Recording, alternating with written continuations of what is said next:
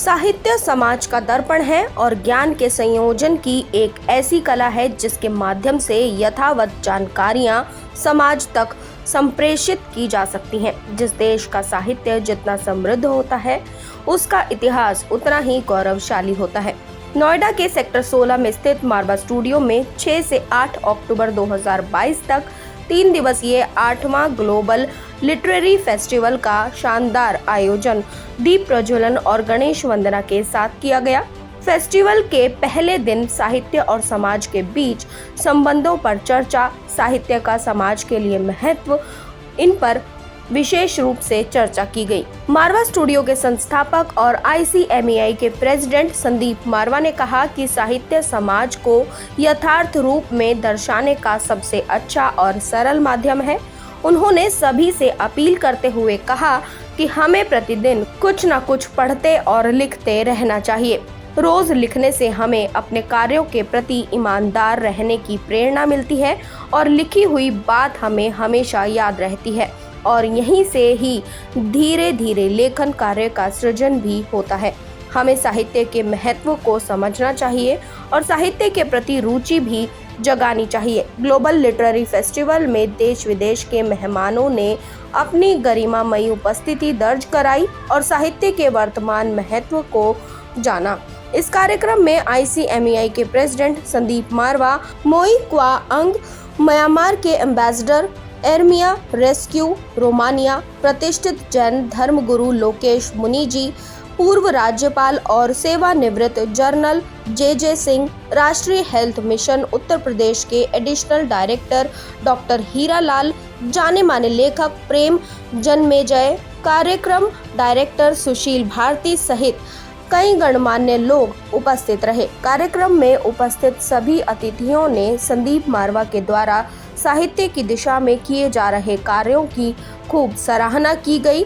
इसी कार्यक्रम में डॉक्टर हीरालाल द्वारा लिखी गई किताब डायनामिक DM और पूर्व सेना प्रमुख जनरल JJ सिंह द्वारा लिखी गई पुस्तक मैकमोहन लाइव का विमोचन और मारवा स्टूडियो द्वारा doctor Ram Manohar Lohia forum poster भी लॉन्च किया गया। कार्यक्रम में शामिल हुए अतिथियों को संदीप मारवा जी द्वारा स्मृति चिन्ह देकर सम्मानित किया गया। Honor and pleasure to be here, and I would like to extend my heartiest congratulations to Dr. Sandeep Marwa and organizer of this very important occasion, and I wish all of them great success.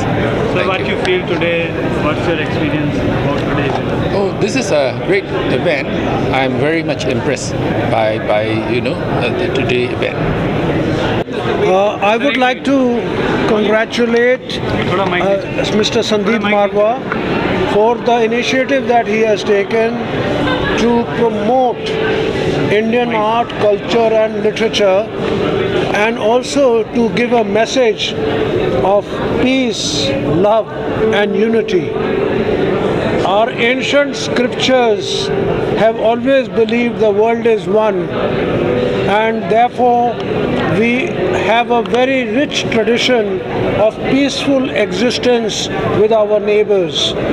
And also the greatness of India is that we have been the fountainhead of many other religions other than Hinduism, that is Jainism, Buddhism, Sikhism, Islam and Christianity have also flourished. Even the Parsis who came from Persia have also found a home in India. Sir, love, peace and unity के through love and art and culture को आप क्या message देना चाहेंगे? हम लोगों ने हमेशा ये माना है कि जो कला और जो संस्कृति है वो सिर्फ देश को ही नहीं बल्कि देशवासियों को और पूरी दुनिया को जोड़ती है। और यही वजह है कि 1993 में जब हम लोगों ने ये लाइन, ये फ्रेज जब दुनिया को दिया था, love, peace and unity through art and culture, उसको हमने बड़े सीरियसली खुद लिया। और आज हम ये बड़े खुशी से कह सकते हैं कि हमने तकरीबन 7,500 इवेंट ऐसे किए हैं जिनकी byline love, peace and unity art and culture से जुड़ी हुई है। हमारा मकसद ही यही है कि हम देश को और दुनिया को ये संदेश देना चाहते हैं कि आप पूरी दुनिया को इन तीनों चीज़ों को सामने ला सकते हैं कलाओं के ज़रिए, और चाहे वो फिल्म हो, टीवी हो, मीडिया हो, आर्ट हो, कल्चर हो, और कल्चर का और आर्ट का कोई भी हिस्सा। सर, ग्लोबल फिल्म फेस्टिवल जो आज किया गया है, कई डिग्निटरीज आए, क्या कुछ कहेंगे किस तरीके का इस बार खास रहेगा इस मेले में? हम लोगों को पिछले 8 साल हो गए इस पूरे मेले को तैयार करते हुए, और ये हमारा सौभाग्य है कि हम लोग इस मकाम तक पहुँचे हैं कि आज 8वां ग्लोबल लिटरेरी फेस्टिवल नोएडा 2022 का उद्घाटन बड़े अच्छे लोगों के करकमलों द्वारा हुआ, और देश भर और दुनिया भर से इस बार फिर से लोग यहाँ पर मौजूद हैं, जबकि पेंडेमिक के बाद अभी भी वीज़ा मिलने और विदेशों में जाने की अभी हल्की सी दहशत बची हुई है। उसके बारे में देखिए, ऐसा है कि साहित्य है तो समाज है, समाज है तो साहित्य है, दोनों एक दूसरे के पूरक हैं। जैसे मैंने पहले भी कहा, आज बोलते हुए भी वहाँ पर बोला था कि साहित्य जो है मनुष्य के सभ्य होने का उद्घोष है।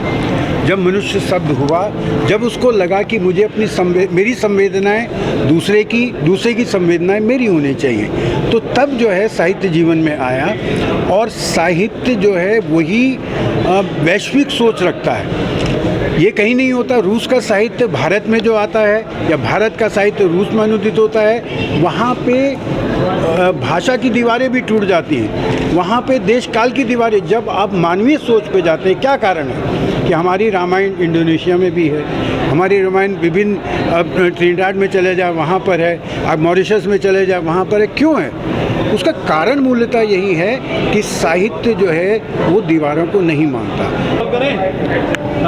साहित्य समाज का आईना है। आपने बहुत ही अच्छा स्पीच दिया, बहुत ही अच्छा लगा हम लोग को। इसके बारे में देखिए, आर्ट एंड कल्चर, इसमें बहुत सारी चीज़ें समाहित हैं। तो आर्ट का मतलब क्या होता है? आर्ट का मतलब होता है हुनर। वो हुनर किसी प्रकार का हुनर हो, ठीक है। और कल्चर का मतलब होता है उसको कल्टीवेट करो। तो आपके जो अंदर आर्ट है उसको कल्टीवेट करो, मतलब कल्चर करो। तो आर्ट एंड कल्चर जो हम लोग बोलते हैं ना, ये बहुत व्यापक टर्म है। और जो साहित्य का ये ग्लोबल फेस्टिवल है, आपके पास बहुत कुछ चीज़ें हैं, लेकिन आप जो कल आपको याद था, अगर आप उसको राइट नहीं करोगे, लिखोगे नहीं, तो भूल जाएगा। तो जैसा मैंने अभी कहा ना कि हम लोग कहते हैं हम पढ़े और लिखे हैं। भाई, आप पढ़े तो हैं, जब तक जो पढ़े हो उसको लिखोगे नहीं तो आप लिखे कैसे कह सकते हो हम लिखे हैं? तो पढ़े लिखे को पूरा करने के लिए आपके पास जो कुछ भी है अनुभव के रूप में, आपकी हॉबी के रूप में, उसको लिखना चाहिए। बहुत ही खुशी का विषय है कि आज ग्लोबल साहित्य उत्सव का आयोजन भारत की राजधानी दिल्ली NCR नोएडा में हुआ है।